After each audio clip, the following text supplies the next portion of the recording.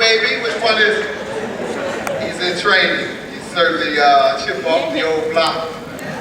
Comes from a distinguished family in public service, and sounds like he's headed in that same direction, doing a fine job. Thank you for introducing me. I want to thank Beverly Gibson, the principal, who's done such a great job in leading Bates Academy, making it one of the finest educational institutions in the state of Michigan. Give her a hand.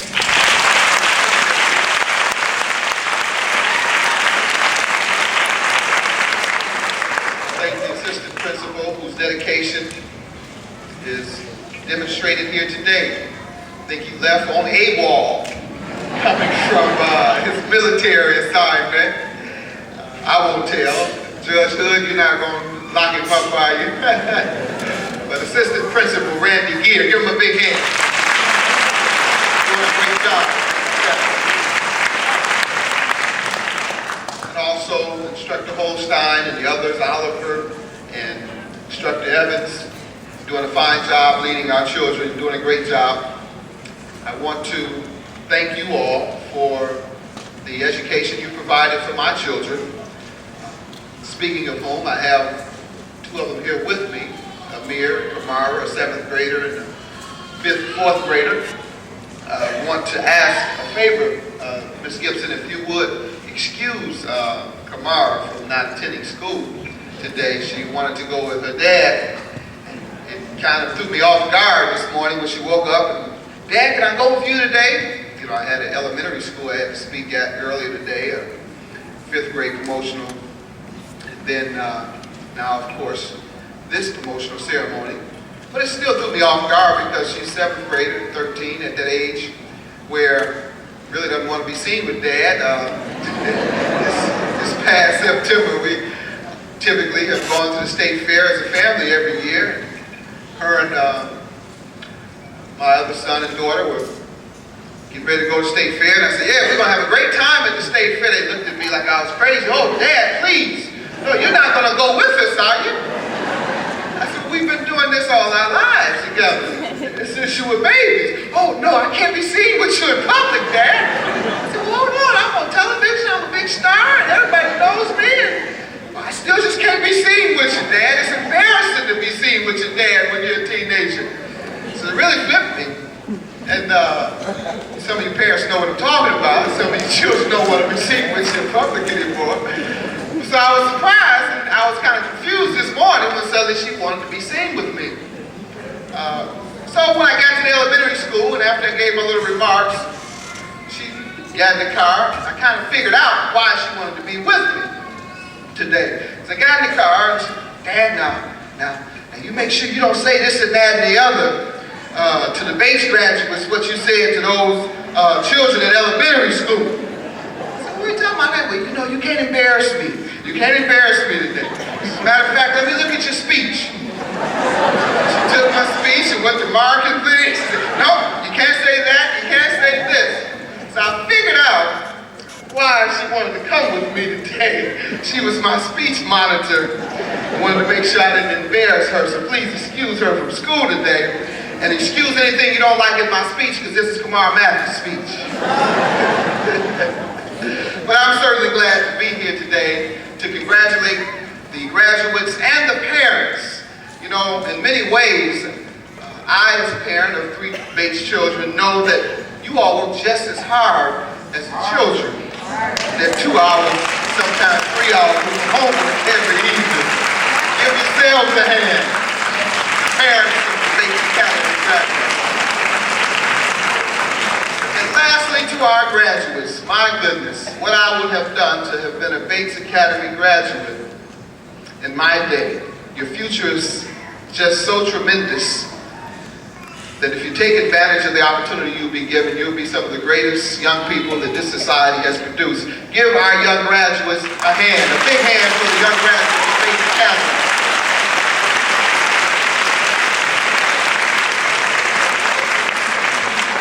I want to take a few moments to encourage our young people here who are graduating today to indeed go out and achieve the greatness that God has in store for you. And you all are among some of the most talented youth that this generation has produced. Indeed, I would suggest that this generation of youth, period, is perhaps America's greatest generation and most talented. Now, I can hear some of you now saying, well, Judge, hold on, you're going too far now. You're going too far. These young folks listen to that crazy rap music, gangster rap, they're shooting and killing each other across town and carrying weapons and fighting and getting pregnant and using drugs. And how can you possibly suggest that this is the most talented generation of young people? Let me tell you why I say that. One, these young people have more knowledge than we had as 8th graders. They have more resources than we had as 8th graders. They have more technology, and they're able to use that. We might have had it, but half of us couldn't use it if we did have it in the 8th grade. And in a real way, they have more wisdom. And that is the ability to determine right from wrong and know which direction they should go in. The challenge is to take that talent, that knowledge, those resources, and direct it in a positive way so that our young people will all turn out to be like the 8th grade graduates we have here today with us, who are so professional and so esteemed. I just spoke with Principal Gibson and suggested to her that these young folks here are more mature and professional than some of the 12th grade ceremonies I've spoken at. I've spoken at about 10 12th grade ceremonies this year. And you all are much more professional and well behaved in your manners and your demeanor and the delivery that I've heard from those who came and spoke, much more advanced than many of the 12th grade graduates I've heard. So you all are indeed talented and gifted. But I believe many of our young people could be the same way. Because when you look at a young street kid, as I once was, walking around being tough, disrespecting himself, disrespecting others, carrying a pistol, always ready to fight and jump into something, talking back to the teacher, talking back to his parents. What you're really seeing is misdirected courage. You're seeing a young person that if they were given the same nurturing, the same direction, the same attention, that same courage to want to jump up and fight, and that same courage to want to fight back against things that they don't like can be directed in a positive way. Well, we'll have our young folks fighting back against drugs, fighting back against things that stand in the way of their achievement, fighting back against injustice in our society. The same energy and that same strength of character can be instilled in all our young people. I can remember when my wife first suggested that we send our children to Bates. I heard so much about it. In fact, the founder, Lonnie Bates, I had known. And from knowing Lonnie, quite frankly, I wasn't too convinced. Lonnie's a dear friend, don't y'all tell him I said it. I wasn't too convinced I wanted to send him to Bates Academy. But if you all know Lonnie, you know he's a very down-to-earth guy, doesn't hold his tongue. But in any event, so I said, well, tell me more about the school now. She said, well, Bates Academy for the Gifted. I said, all right, tell me what's so gifted now. Tell me, what are all these gifts you're talking about? Is it the music school? I mean, are they teaching the kids the instruments? What gifts? They're going to be gymnasts? They're teaching them how to flip? Or what? Run fast? What? Jump high? What are the gifts? Well, I don't know about all that. I don't think they specialize in any particular music or athletics or any particular gift such as that. They're just very advanced and accelerated children. I said, well, what has made these children so more advanced and accelerated? I said, is it the curriculum at the school? I said, well, yeah, it has a very good curriculum, accelerated curriculum, etc. So I went and visited. And the first day, I finally figured out what it was that distinguished Bates Academy from the other schools. I didn't see any particular, I think you were on the east side at that time, I didn't see any fine gymnasium where the folks would flipping, learning to be expert Olympic gymnasts. I didn't see any special thing about the music department. Didn't see any of that. But what I did see is everybody in Bates believed that they were gifted and talented, just like the name said. Even the teachers, I mean, all the students walked around, their heads up, I go to Bates Academy, and I got a bright future. I looked at the teachers, all of them walk around, their chest stuck out. Oh yeah, I've taught here at Bates Academy for many years. It's a special gifted school, and so and so and so and so.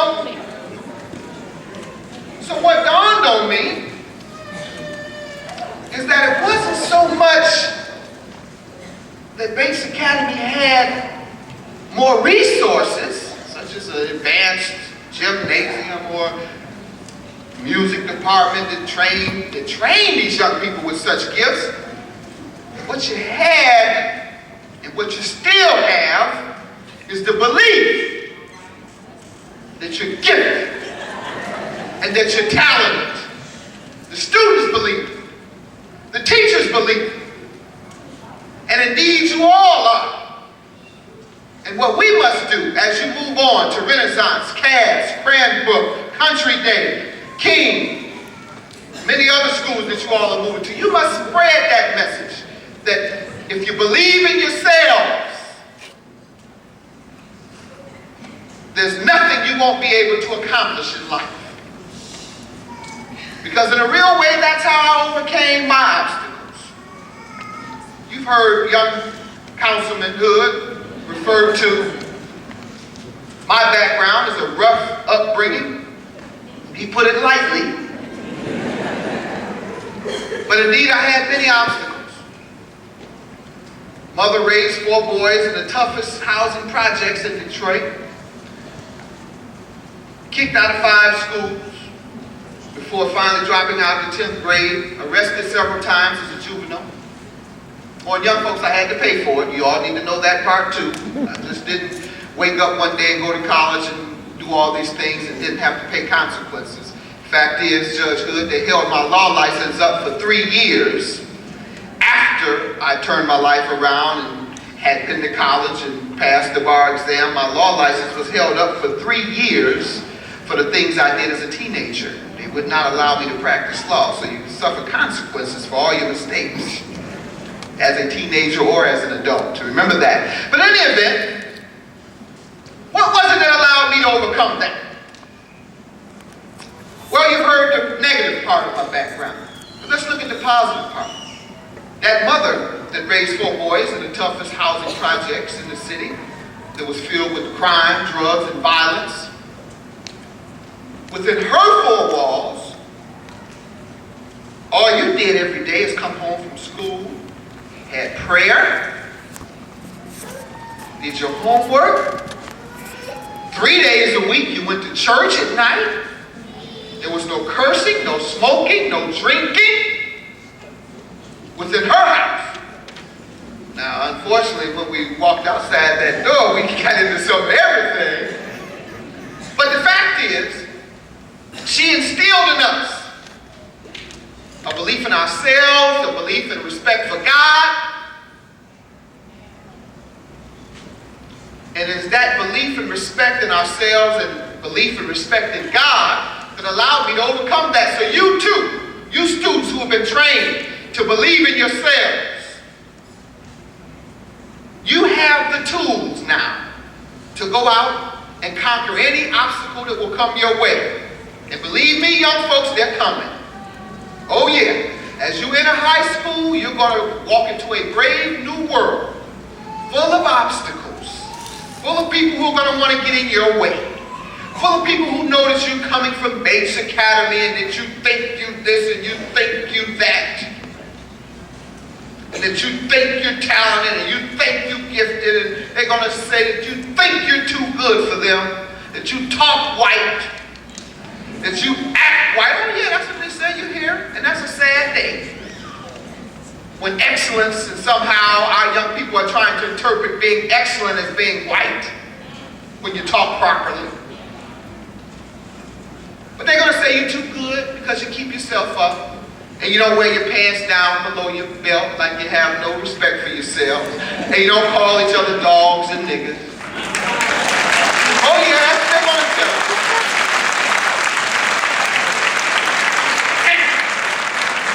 She thinks she too good. Or he think he's somebody. Little geek. Little wimp. You know what I want you to tell them? Tell them you are too good. Tell them you are too good for drugs. Tell them you're too good to skip class. Tell them you're too good for violence. You're too good to have sex before married and get pregnant by some nappy-head boy who doesn't know how to take care of a child. Tell them you are too good for all those things.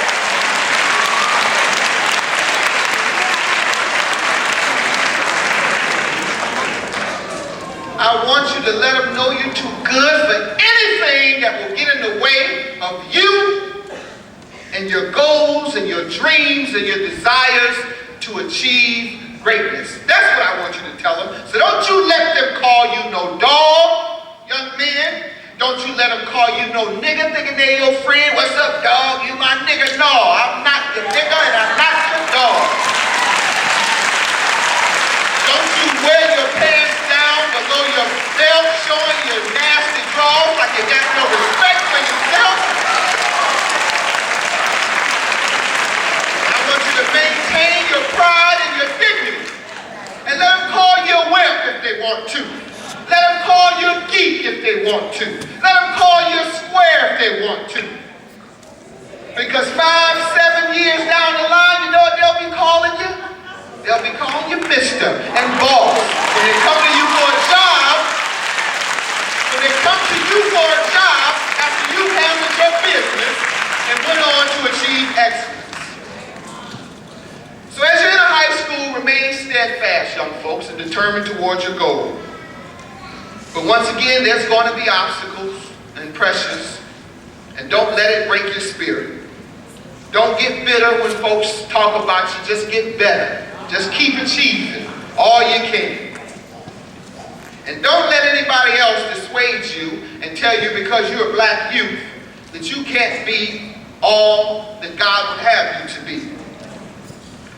You know, in a real way, this country likes to paint a picture of our young people as being more violent than they really are, as being less intelligent than they really are, as being more drug addicted and drug sellers than they really are. Watch the 6 o'clock news. You see crack dealers, all black youth, crack smokers, black females, youth, teenage black children having babies. Everybody's breaking into a house or committing a carjacking. It's black youth. When the fact is, 80% of all drugs are used and purchased by white youth. When the fact is, our young people don't manufacture any guns and bring them into this country. Our young people don't manufacture any drugs and bring them into this community. They're dumped on them and given to them as tools of destruction.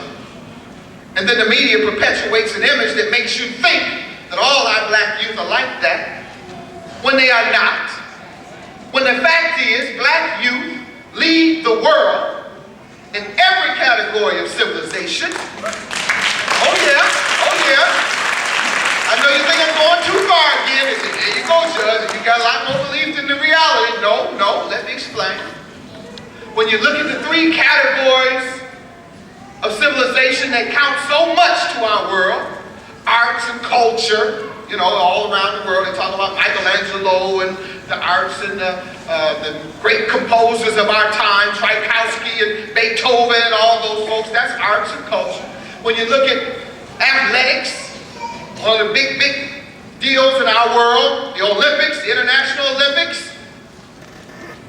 When you look at the third category, politics controls the world, determines who gets what countries get what aid, what states get what grants, what cities get what grants. That's why our census is so important this year.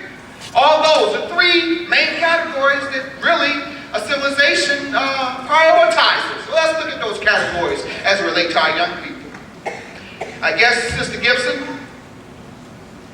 had there been a Grammy Awards, which is the most prestigious music award given in the world to music composers, had there been a century or so ago, or decades ago, who would have won them all? Beethoven, Tchaikovsky, right? They would have won all the Grammys. It's the highest, most prestigious awards in the arts, in the music composition. Well, who's winning them now? Last year you had Lauryn Hill, a record 7 Grammy Awards, a black youth, winning all the Grammys. This year was TLC, black youth, leading the way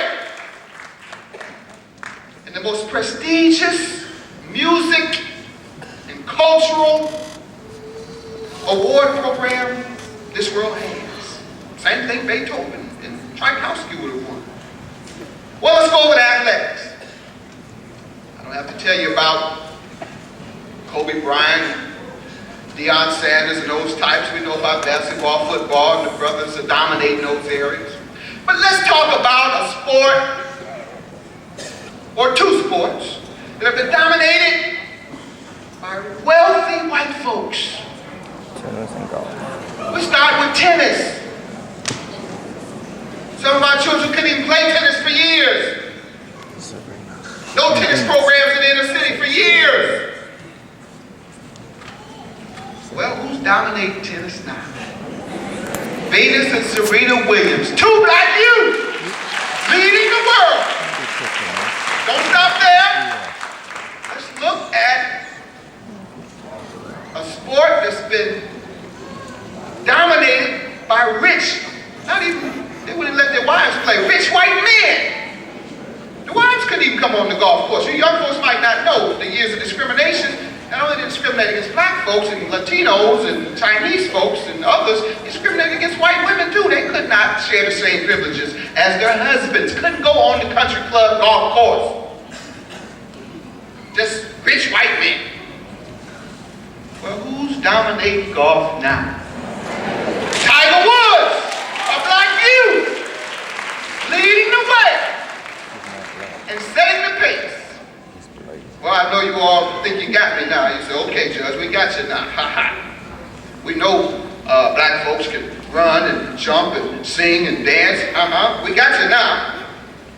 And then I hope y'all don't get uncomfortable because I'm talking to you all because about 99% African American, and we got a real distinct problem in our community with our youth not believing in themselves. So don't get uncomfortable. I mean, we were uncomfortable for 400 years. So I hope you don't get uncomfortable with me talking like this. I know I'm the judge. I talk like this. Don't ask me to speak if you don't want the real deal, because I'll give it to you. But yeah, once again, I know you think you got me now. You can run, jump. But what else can we do? Well, let me tell you, young folks, what you can do. You can rule too. Because indeed in politics, the 2 youngest congressmen in America that are leading the way in the U.S. Congress, creating the laws that control this country and indeed this world, are Jesse Jackson Jr., Harold Clay Ford Jr., 2 black youth, leading the way, setting the pace. Don't you let anybody tell you that you can only be drug dealers, that you can only be carjackers, that you can only break into houses and use drugs and commit crimes against each other. Let them know that you're from Bates Academy, that you're gifted, you believe in yourself, and you're going to lead the world like you know these other black youth are leading the world and setting the pace for this civilization. Thank you, and God bless you, and congratulations.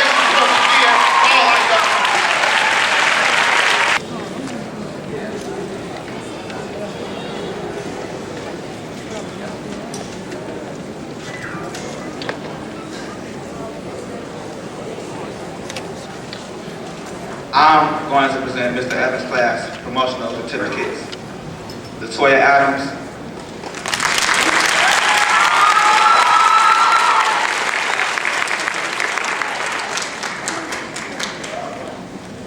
Butler Benton,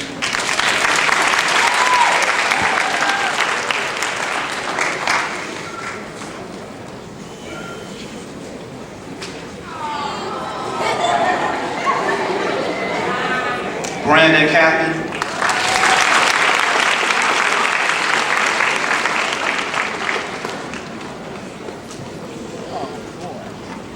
Jessica Cooper,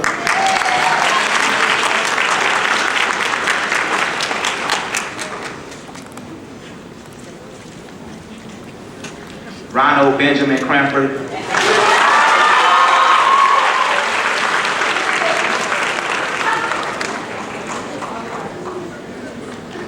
Stephanie Faulkner,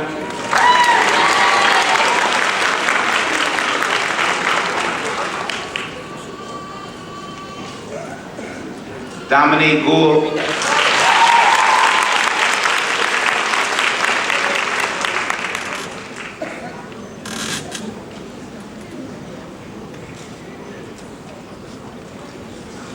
Howard Harris III,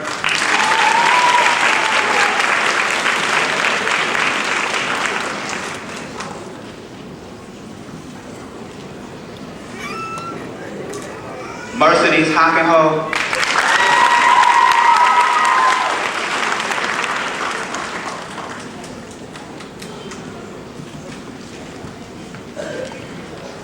Tynika Johnson,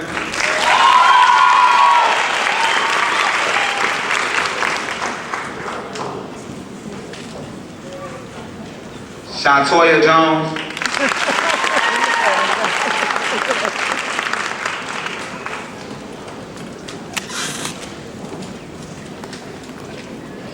John Wesley Marsh,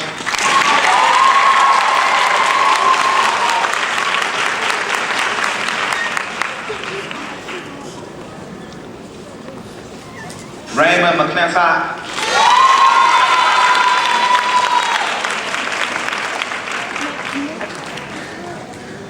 Nakia Washington,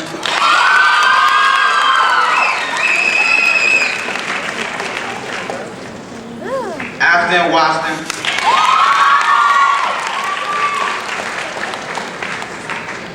and Shani Woods.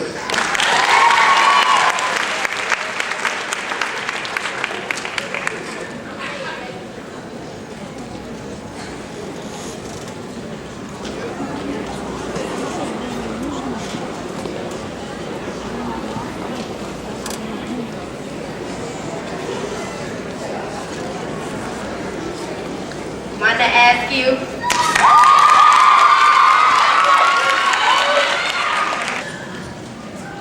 Malik Harrison,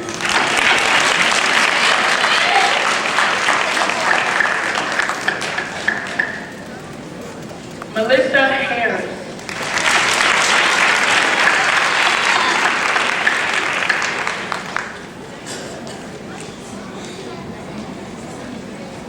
Noah Hood,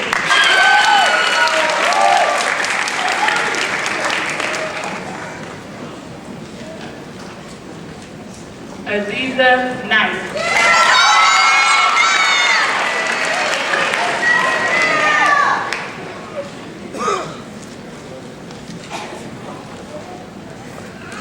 are known for their ability to express themselves, both verbally and non-verbally, and to do this very well. You've had excellent training, and we give a lot of credit to your teacher, Mrs. Willie Gibson, in this grade.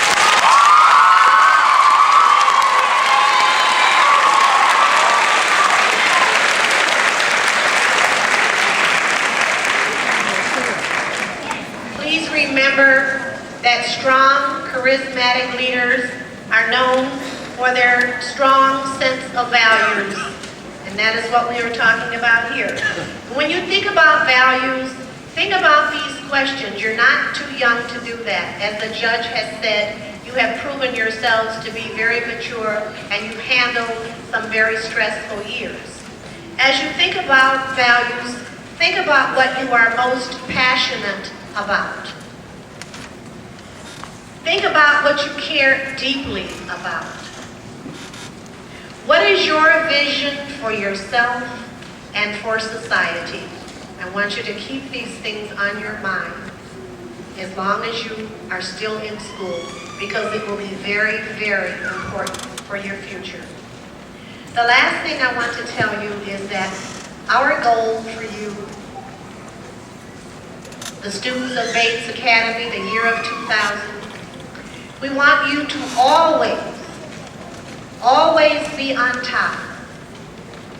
The reason is that it is much too crowded on the bottom.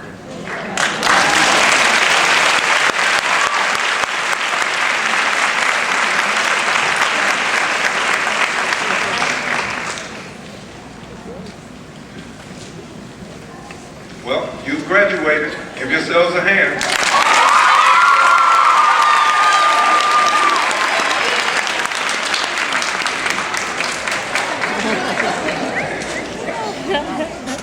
Just briefly, I'd like to take this time to thank the parents, because I know you've gone through a lot your years at Bates Academy, because not only do the children here do the homework, but you do it too. Give yourselves.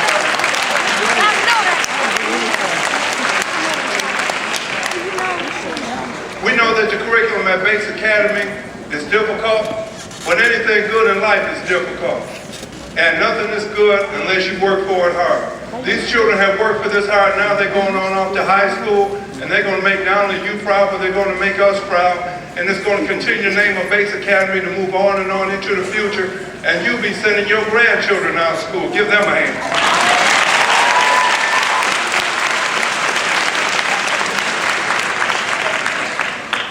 I haven't been in school for a while because I've been away on military duty. I've been in the field for a while up at Camp Grayling. But one of the things I want to express to the children here is that one of the most important things that you're going to have to do after you leave us, and Judge Mathis has talked about this, is that the choices that you're going to make when you leave Bates. Now you know some of the choices that you made while you were at Bates while I was there. If they were good choices, you never heard from me. But if you made bad choices, bad things happen, but it's okay. Now, up at Camp Grayling, it's a small city which is past Saginaw, Michigan, and it's a long way up. It's about 7-8 miles from the UP. Well, about 3 days ago was a bad car accident, and 4 young people, which are going to be ongoing seniors, were killed. They were hit by a semi-truck. Now, that city is torn totally apart by this. 2 of the guys that worked in the Big Boy restaurant, which my soldiers and I ate at, we saw those guys, and they were in that building. Now what happened, they were out partying, having a good time, and they thought they could beat the semi and turn in front of them. 3 died on the impact, and 1 was blown away, and he died yesterday. Now, when you're confronted with a situation, there's a party. Never get in a car with someone who's intoxicated. Never get in a car with someone who's high. Never get in a car that you think may be stolen, because I've talked to you time and again about this, because if you do, something bad could happen. See, what we've done at Bates Academy, we have trained leaders. The people right here are going to go on to lead the communities after they grow up. But the only way that you can do that is that you have to stay straight, you have to stay focused, and you have to maintain discipline. You have to. Make us proud of you. Make your parents proud of you. Right now, we're all proud of you. But after today, it's all up to you. It's all up to you. It's all up to you now. Mr. Gibbs, I'm going to holler at you.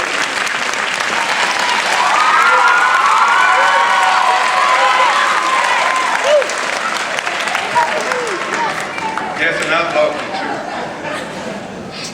too. Parents, one last thing that you have to remember, and I say this to all the graduation classes, is that the children that we're looking at here, eventually as the years go on, we'll get older, and they're going to go turn around and they'll take care of us. Now, one of the most important things is that you put these children in a situation, in a learning environment, that will get them ready to meet the challenges of the future. And I think you feel good about that, and we feel good about that. And it's very nice just to see the supportive crowd here. That tells me a lot because you cannot do this without family. You have to have that family network to do anything. And family just doesn't mean mother, father, and brother. It's a whole community. I know we've heard this a million times, but it's the lady that lives down the street. It could be the milkman, it could be the fireman, it could be the policeman, and Mr. Seaton, anyone. Anyone there that can help you out, helps you come to this point. But then it's going to come to a point where it's up to you. Now it's up to you. And you'll get older and you'll get more educated. You'll go to high school and get your little high school diploma. Then you'll go to college.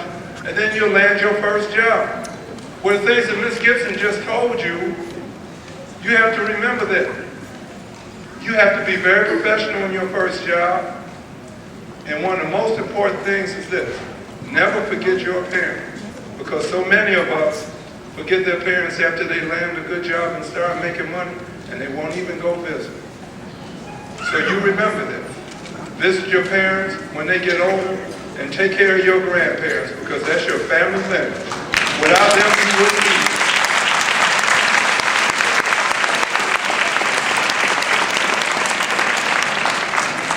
I just want to say again, I'd like to thank my teachers that are here, because without you teachers, I think you're probably some of the best teachers in Detroit public school system. Without you, these children couldn't be here because they came up through the ranks of you.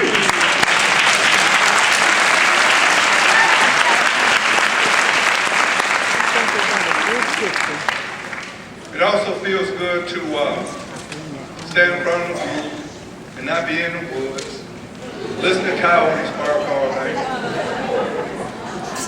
And one last thing I just want to leave you with is this. Whenever you go off to high school, if you ever have any problems, if you want to call and talk to us and come back and visit the school, you know we welcome you. And again, I just wanted to say that we're very proud of the accomplishments that you made while you were at Bates Academy. Thank you very much.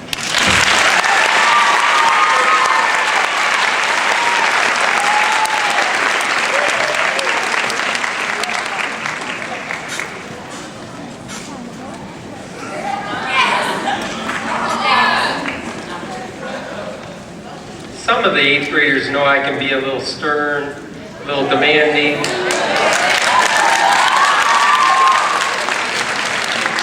But I've been known to tell a couple good jokes.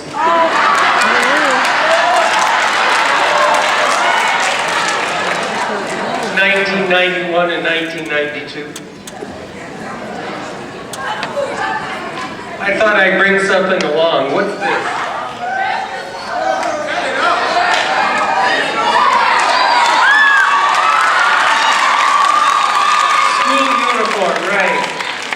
And I thought, since you kids loved it so much, you would like a little piece, so I thought I'd just cut off a couple little pieces for you.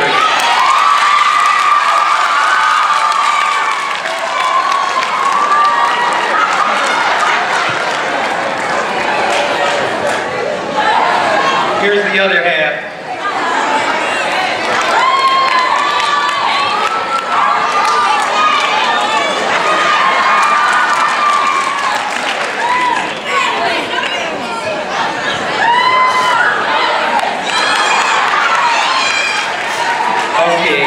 One last little thing though. We have a website for you kids if you want to contact us.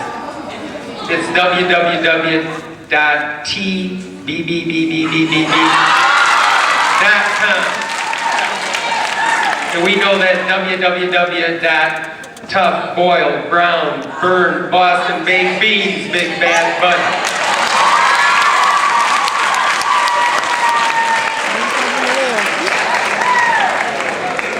This concludes our program. We do have punch and cake, and we'd like you to mingle out there, and all the teachers will be there. Thank you very much. Yeah, they told us they were coming.